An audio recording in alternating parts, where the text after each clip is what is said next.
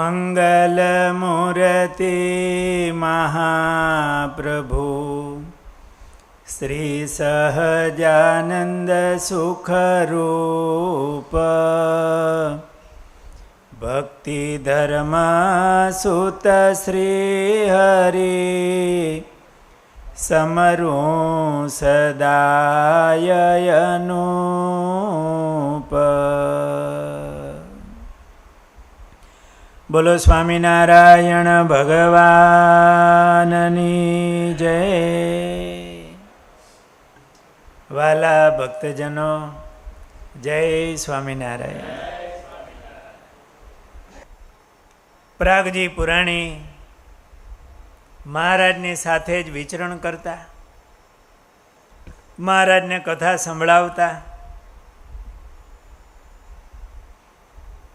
મહારાજ વડતાલ પધારેલા. વડતાલમાં ફૂલડોલનો મહારાજે સમયો કર્યો. નિષ્કુળાનંદ સ્વામીએ ભક્ત ચિંતામણીમાં આ પ્રકરણ બહુ સરસ રીતે ગૂંથ્યું છે. મહારાજ 12 બારણાના હિંડોળે બિરાજમાન થયા. મહારાજે મુગટ ધારણ કર્યો હતો અને મુક્તાનંદ સ્વામીએ મહારાજનું પૂજન કર્યું. હરિચરિત્રામૃત સાગરમાં બહુ વિસ્તારથી વર્ણન આવે છે. મહારાજ હિંડોળે બિરાજમાન થયા. મુક્તાનંદ સ્વામીએ પૂજન કર્યું. પૂજન કરી બંને ગાલે ટીબકડી કરી, દાઢીએ ટીબકડી કરી. કેવું સ્વામીને વાલ થયું છે. મુક્તાનંદ સ્વામી મહારાજના મોટા સાધુ, મહારાજમાં હેત બહુ. પૂજન કરતા કરતા એવો વાલ ઉભરાણો. વાલમાં તો ચાંદલો કરે, કેસરની આડ કરી હોય, પણ પૂજન કરતા કરતા એવું હેત ઉભરાણું, બે ગાલે ટીબકડી કરી અને દાઢીએ ટીબકડી કરી મહારાજ. જૂની મહારાજ હિંડોળે ઝૂલતા હોય એવી મૂર્તિ ઘણી હોય છે, અને એ મૂર્તિમાં મહારાજના દર્શન છે ને, એમાં બે ગાલે ને દાઢીએ ટીબકડી કરી હોય, એવા દર્શન આપણને થતા હોય. મહારાજ 12 બારણાના હિંડોળે ઝૂલ્યા. લાખો હરિભક્તોનો ભાવ મહારાજે સ્વીકાર્યો. બધા પૂજા લઈ આવ્યા હોય, લાખો હરિભક્તો. હાર બધા આવે તો કાંઈ આમ સવારથી ચાલુ થાય તો સાંજે પૂરું ન થાય. મહારાજે હિંડોળે ઝૂલતા જાય, બધાનો ભાવ સ્વીકારે. અને એ પદો પણ પ્રેમાનંદ સ્વામીએ બનાવ્યા છે. વડતાલની ફૂલવાડીએ રે હિંડોળો આંબાની ડાળ. એમાં બધું વર્ણન આવે. કેટલાક હાર છડીએ કરીને મહારાજ સ્વીકારે, કેટલાક હાથે, કેટલાક આમ ચરણથી. આવું મહારાજે સુખ આપ્યું. અને 12 સ્વરૂપ ધારણ કર્યા. ચારેય બાજુથી ભક્તોની સેવા સ્વીકારે મહારાજ. કેવા સુખ મહારાજે આપ્યા છે. એ વખતે સંતોએ આ ચરિત્રને ગૂંથ્યું. પછી વાલે મારે લીલા કરી, લટકાળે સભા કરી ફરી.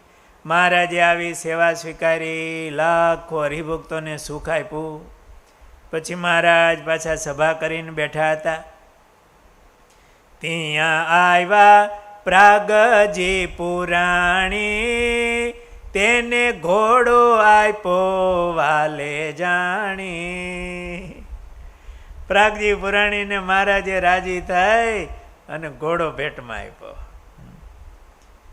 રોજે ઘોડે તે ચડતા ભગવાન, તેનું કર્યું પ્રાગજીને દાન. આ રોજા ઘોડાના ઘણા પ્રસંગો આવે, મહારાજે દાનમાં આપ્યા હોય એમ. તો ઘણી વાર એવું થાય કે આપણે આ કયું ચરિત્ર સાચું માનું. મહારાજે કોને આ રોજો ઘોડો આપ્યો? પણ રોજો ઘોડો એટલે કાંઈ એક રોજો ઘોડો નહોતો. આ જાતવાન ઘોડાઓ એના નામ હોય. એમાં રોજો ઘોડો કોઈએ મહારાજને આપ્યો હોય, એ વખતે મહારાજ પાસે હોય સેવામાં, મહારાજની સેવામાં, તો એ ઘોડો મહારાજે આ પ્રાગજી દવેને આપ્યો. વળી પછી ક્યારેક પાછો વળી રોજો ઘોડો આવ્યો હોય બીજા ભક્તોનો. એ રોજો તો અત્યારે ગાડીઓ ઘણી ન હોય, એના નામ જુદા જુદા હોય. હા, તો એકની એક ગાડી એમ્બેસેડર ગાડી હોય. ગુરુદેવ શાસ્ત્રીજી મહારાજ વખતે એમ્બેસેડર ગાડી હતી. તો એ પ્રેમી ભગત આપણા કલ્યાણજી બાપા રાંચીવાળા, એ ગાડી સ્વામીને આપે. પાછા 3-4 વર્ષ થાય ને એટલે એ ગાડી પાછી લઈ જાય, નવી આપી જાય. એમ્બેસેડર જ. ગાડી બદલાવી નાખે.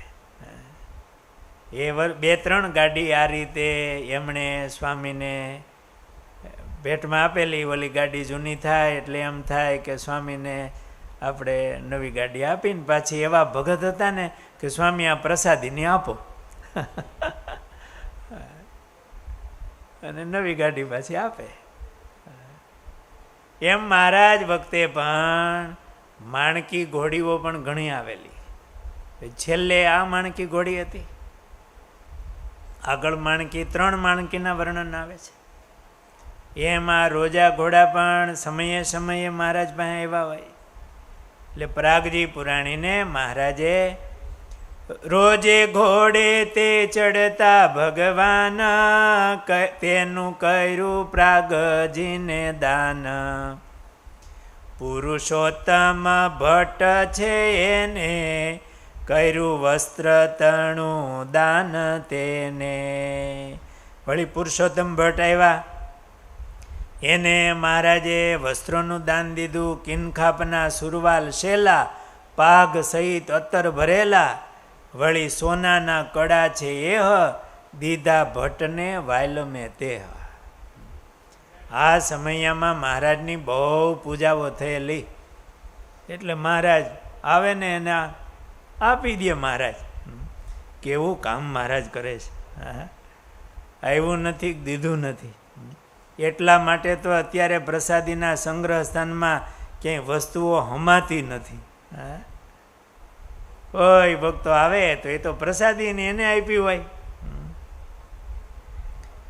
એ વખતે દીનાનાથ ભટ્ટને પણ મહારાજે પોશાક ઉતારીને આપેલો. આવી રીતે મહારાજની પૂજા થઈ. એકવાર મહારાજ ગઢપુરમાં બિરાજમાન હતા, ત્યારે મહારાજની પાસે કાઠી હરિભક્તો બેઠા હતા. અને મહારાજ જે વાત નીકળી હશે, એમાં વાતો એવી નીકળી.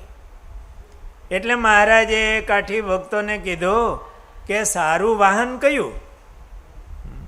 આપણે ઘણી વાર બેઠા હોય તો વાતું ન નીકળે કે અત્યારે ગાડી કઈ હારી. અત્યારે તો ઘણી ગાડીઓ આવતી હોય ને.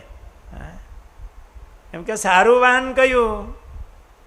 ત્યારે કાઠી ભક્તોએ કીધું, મહારાજ અત્યારે સારું વાહન તો રોજો ઘોડો. મહારાજ પાસે ઘોડો કોઈ ભક્તોએ આપ્યો હશે, રોજો ઘોડો. એ રોજાને તુલ્ય કોઈ આવે નહીં. મહારાજ રોજા ઘોડા ઉપર બેસીને ઘેલે નાવા ગયા. નાય અને ઘોડાની હરખ અને તેનો સોનેરી સાજ, એ તો મહારાજ ઘેલે પધાર્યા હતા એટલે સાજ સહિત મહારાજ આમ ઘોડાને શણગારેલો હોય, એનો સાજ હોય, રોજો ઘોડો. સ્નાન કરી મહારાજે રોજા ઘોડાની હરખ લઈ અને પ્રાગજી દવેના હાથમાં મૂકી અને કૃષ્ણાર્પણમ એવું મહારાજ બોલ્યા.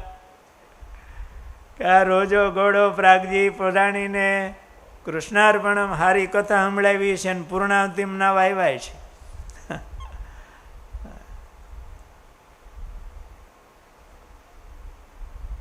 કાઠીઓએ કીધું, મહારાજ આ બ્રાહ્મણ ઘોડાને બાંધશે ક્યાં? આવો હારો ઘોડો એ બાંધશે ક્યાં? મહારાજે કીધું, પ્રાગજી દવે ફાવે એમ કરે. આપણે સારું પદાર્થ ન જોઈએ, ઓલી વાત નીકળી હતી ને અત્યારે સારું વાહન કયું? મહારાજ કે આપણે સારું પદાર્થ ન જોઈએ, પ્રાગજી દવેને જે કરવું હોય એ કરે. આમ કહી 1000 રૂપિયાનો ઘોડો પ્રાગજી દવેને મહારાજે દાનમાં દઈ દીધો. ઓ ધન્ય મહારાજને અને ધન્ય પ્રાગજી દવેને કે મહારાજને એવા રાજી કરે અને મહારાજ રાજી થઈને એમને આવા ઇનામ આપે. પ્રાગજી દવે તો મહારાજ પાસે ખૂબ કથા. એકવાર મહારાજે સળંગ 7 વખત ભાગવતની કથા સાંભળી ગઢપુરમાં, અને કથા પૂરી થાય ને એટલે 100 રૂપિયા મહારાજ પ્રાગજી દવેને ભેટમાં આપે, દક્ષિણા. કેટલી? 100 રૂપિયા. નહીં તો કથા બહુ મોટી કરાવે, એટલા મોટા ખર્ચા કરે. અને પછી ભૂદેવ કથા વાંચતા હોય ને ત્યારે બધું ખૂટી ગયું હોય.